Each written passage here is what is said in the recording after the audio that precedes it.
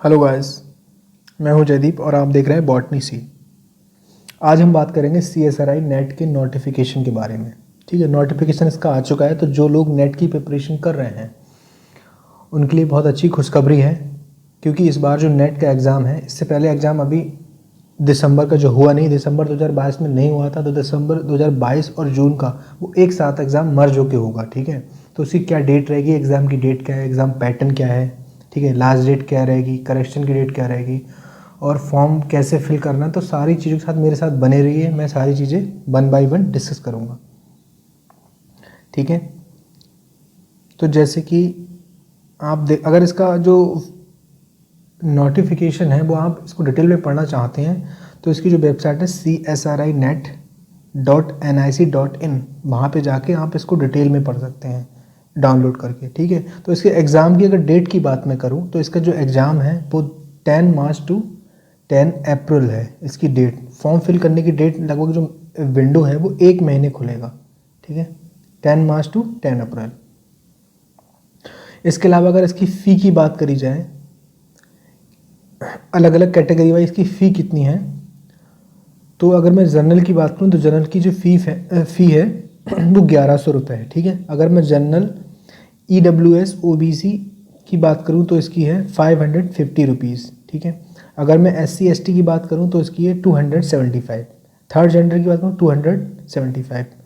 PWD की वो है निल, ज़ीरो फीस है।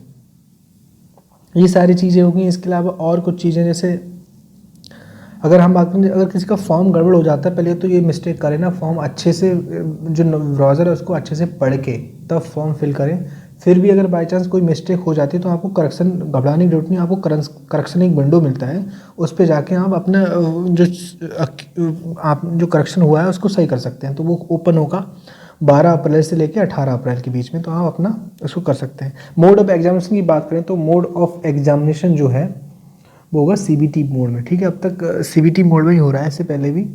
पैटर्न की बात करें तो पैटर्न कैसे है, MCQ इसमें आते हैं, 145 MCQ आते हैं।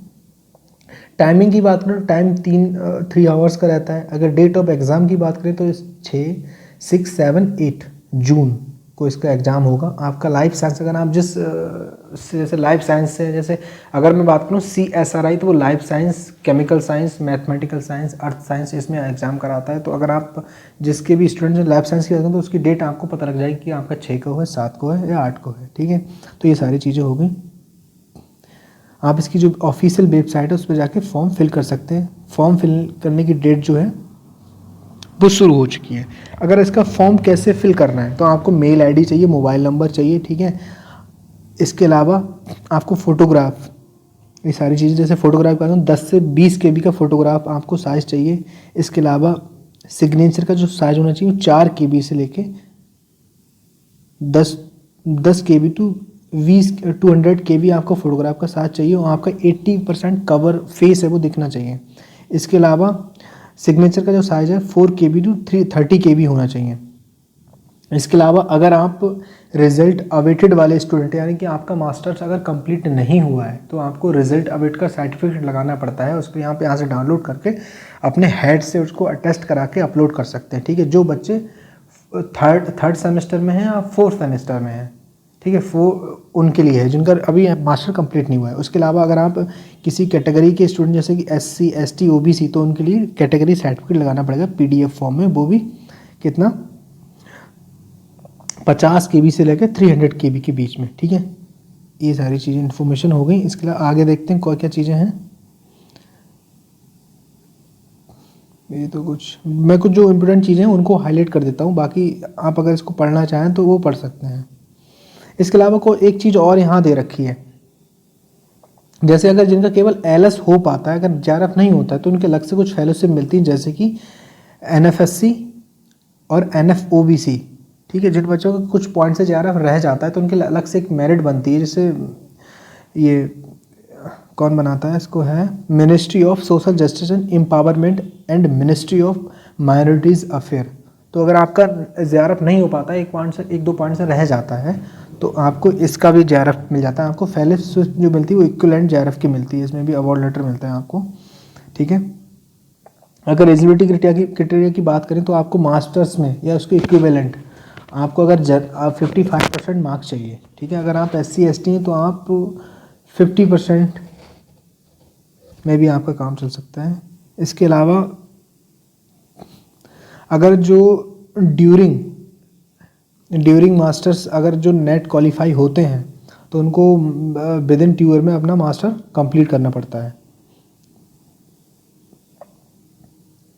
और एज लिमिट की अगर मैं बात करूं, एज लिमिट तो वो JRF के लिए मैक्सिमम जो एज है वो कितनी 28, ठीक है। अगर आप SC ST थर्ड जेंडर या OBC हैं तो SC ST के लिए 5 ईयर का एज रिस्ट्रिक्शन है और OBC के लिए 3 ईयर्स का। और लेक्चरशिप के लिए कोई एज लिमिट नहीं है।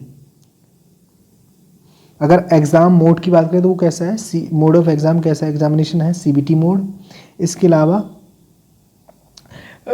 क्वेश्चन पेपर के पैटर्न की बात करें तो जैसे इसमें केमिकल साइंस का अलग दे रखा है, ठीक है, लाइफ साइंस का अलग दे रखा है।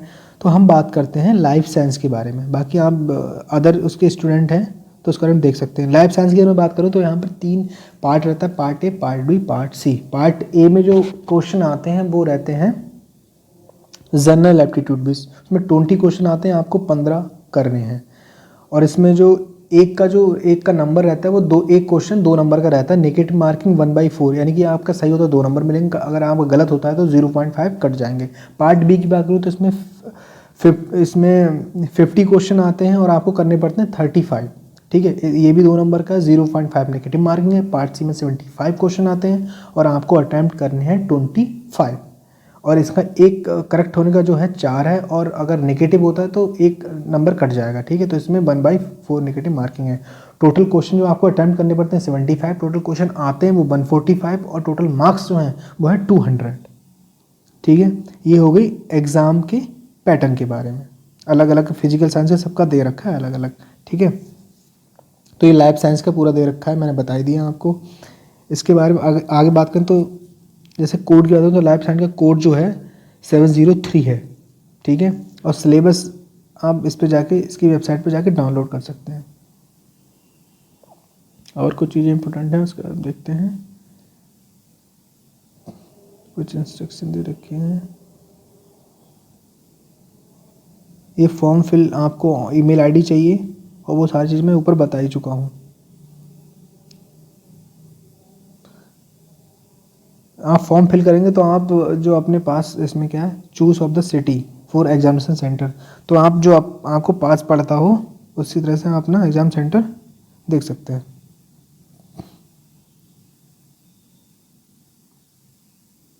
तो ये कुछ बेसिक इन्फॉर्मेशन है जो आप तक पहुंच गई। इसके अलावा और कुछ ऐसी चीज़ें हैं नहीं जो बताई जाएं आपको।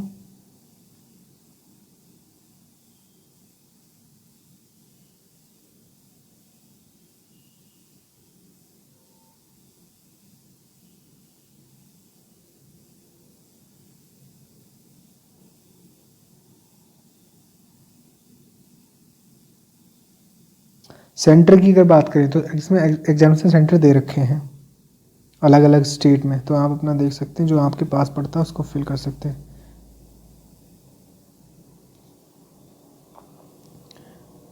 ये फिजिकल हैंडीकैप वालों के लिए दे रखा है, ये अंडरटेकिंग और क्या है, लेटर टेकिंग सीजिंग ऑन। ऐसे ही रिजल्ट अपडेट वाले कैंडिडेट के लिए भी यहाँ दे रखा होगा फॉर्म। ये रिजल्ट अपडेटेड स्टूडेंट के लिए जो अभी कंप्लीट नहीं हुआ इनका मास्टर, ठीक है। Thank you watching this video.